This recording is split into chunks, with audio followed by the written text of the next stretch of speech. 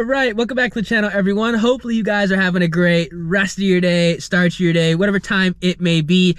I'm currently in the car. I'm actually about to go inside the shop.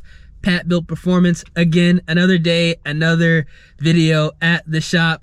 I've been staying, on top of the updates. So if you guys enjoy the content on the channel, feel free. Drop a like on the vid, subscribe to the channel, and turn on those post notifications to stay up to date. Huge shout out to Pat for also keeping me in the loop. I really do appreciate that because, again, he doesn't have to do that, but out of the kindness of his heart, he's making sure that, I'm taken care of, and he's making sure that I know exactly what's going on with my car. And I feel like that goes a long way because I know a lot of people want to make sure that, they stay in the loop whatever their car is at a shop, especially when, there's some major repairs being done. I don't know if you would consider like a timing cover job a major repair, but installing a supercharger kit, turbo kit, whatever. I mean, nowadays, is it crazy to say that it isn't necessarily a big job? I feel like it is a big job, because if I was a shop owner and somebody wanted to get a turbo kit installed or supercharger kit installed, no matter how easy or basic it is, I would consider that a big job. But, here in the year 2025, I think a lot of people kind of downplay, a lot of performance modifications being done. Boost is some serious work, what I'm saying? It's some serious stuff. So I'm really happy that he's going ahead and keeping me up to date.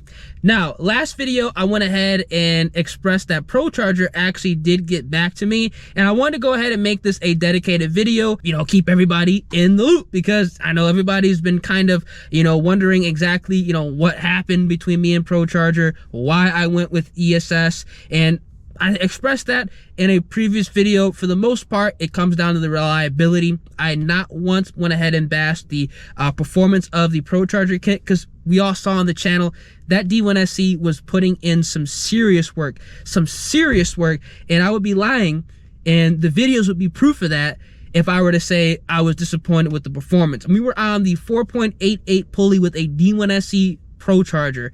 That's not a big head unit. That's not like the race trim head units like the larger F series or like the X series blowers. It's not an entry-level blower, but it's nothing like insane. But that blower was putting in some work on a 5.2 liter Voodoo. Let me tell you that. We were keeping up with a lot of cars on essentially the warranty pulley. You can't even get that pulley if you were to go like online to order it. That's how big it is. It's like 8-9 pounds of boost. We're putting in work with it, and again, I'd be lying if I was saying that I was disappointed with the performance. It definitely was going ahead and doing its job. But I'm gonna keep you guys up to date on everything that's kind of going down. So if you still want to put a ProCharger on your Shelby GT350, you can. Again, the performance is there. It's just I did not have the best experience when it comes to reliability, and I think a lot of people value reliability, myself included. Now, since I got all that out the way, let me go ahead and explain what went down with ProCharger after I essentially made the video explaining that I would be selling the ProCharger kit, and also after I made the video explaining that an ESS kit would be going on the car. So this is exactly what went down. I'm keeping everybody in the loop because at this point, the car has been down for a month now. I have to go ahead and keep everybody in the loop and explain what's going down, because this is the longest my car has been down, and it's for, something that realistically I feel like should not have been happening.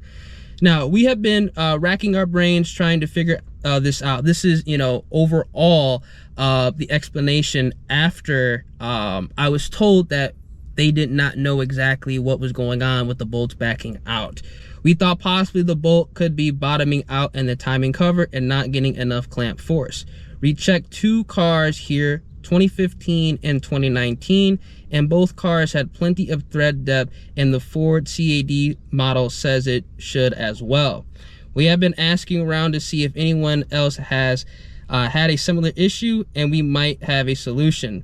We finally talked to someone that said they also had a GT350 that had broken that bolt. They replaced it with a softer bolt. Currently it is a 12.9, and they use a 8.8 and haven't had an issue since. It's possible the GT350's vibration needs a bolt that can flex a little to keep from breaking. If you are willing to try this route, we will get the 8.8 bolt and send it to Pat. Now, that was actually sent after I had got the email saying that they did not have a solution for me as far as, you know, doing the quality control check. And at this point, I was just like kind of confused, and I was like, so it took you guys 2 weeks to go ahead and tell me that you didn't really have a solution, and then 2 days to tell me that, hey, we found another solution. So it kind of threw me through a loop. You know what I'm saying? You can think what you want down in the comment section, but again, not bashing ProCharger. They were kind enough to come to the shop to take a look at everything, but I mean, this is something that I didn't really want to chance, considering the fact that, you know, these are expensive repairs that have to go down when these bolts snap. And, you know, waiting 2 weeks and not necessarily getting a response that, in my personal opinion, was, you know, valid. And then it took 2 days to find a solution or supposed solution. It kind of didn't rub me the wrong way. Now, on top of that, before I actually got this email, I'd already sold the ProCharger kit. So it was like, it is what it is. So I didn't respond in this email because it didn't matter. Now, luckily, the person that bought the ProCharger kit is aware of all this. So if he wants to go ahead and run the crank support, he can. I'm giving him everything. I'm giving him the whole rundown. That's also part of the reason why I'm making this video, because it's going to a subscriber.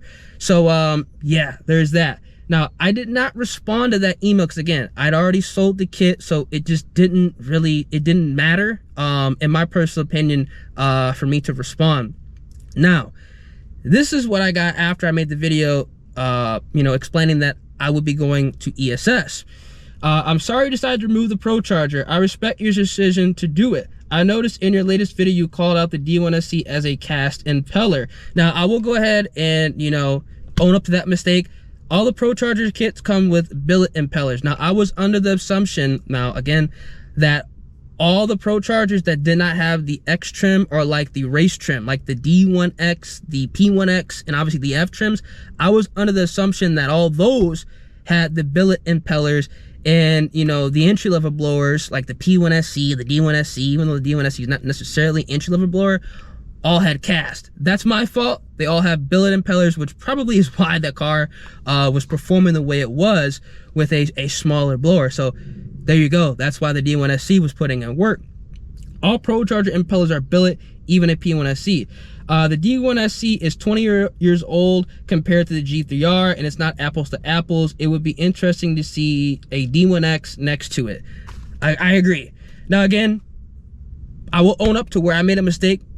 The D1SC and the P1SC are not cast, but again, for me, just making a video comparing, you know, the G3R to the D1SC, I mean, that's something that viewers want to see. You know what I'm saying? It's a bigger blower compared to a smaller blower. That's common sense. It is going to obviously appear bigger and have a little bit more girth to it, and people want to see that, you know, when you upgrade to a bigger head unit and go ahead and, you know, make a change to a setup. So it's not necessarily me bashing. Actually, it's not me bashing at all. It's literally me going ahead and providing people what they want to see, because if I didn't show the two next to each other, I would have got a bunch of comments of people asking, you know, why were they not shown together? You know what I'm saying? We all know the G3R is a completely different animal compared to a D1SC. It's not on the same level, but it would be more comparable to a D1X. I even showed the intercoolers as well, so you can see the differences. So again, I'm not trying to bash. I'm not trying to hide anything or you know, make something seem like it's not. I'm literally just going ahead and giving the raw impression of the two supercharger kits. That's all I'm doing. So I'm out this hot car now. This is my old filter removal tool. I need this.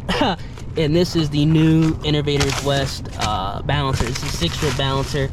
Some people were confused. I need to go ahead and replace this because I'm selling the entire ProCharger kit. I'm not going to scam the person that bought it. I need to provide that 8-rib balancer And considering the fact that the ESS kit is 6 rib, I need to get another 6 rib balancer. And if you guys are unaware, the stock Shelby GT350 6 rib balancers, they're national back order. You cannot get them. I don't even think they're for commercial sale.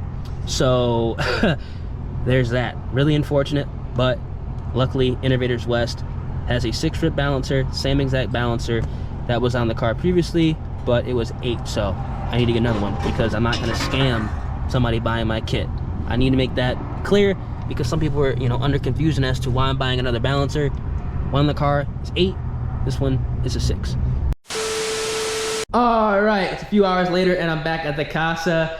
Now the plan for next week is to get the car finished up, get the first drive, obviously first startup, that's gonna be part of the first drive, and also the dyno video. So if you guys are excited for that, feel free, drop a like on the vid, subscribe to the channel, turn on those post notifications to stay up to date. We also might be going to Mexico this weekend, so also stay tuned for that as well. Stay safe out there, y'all, and I'm gonna catch y'all in the next one. Deuces.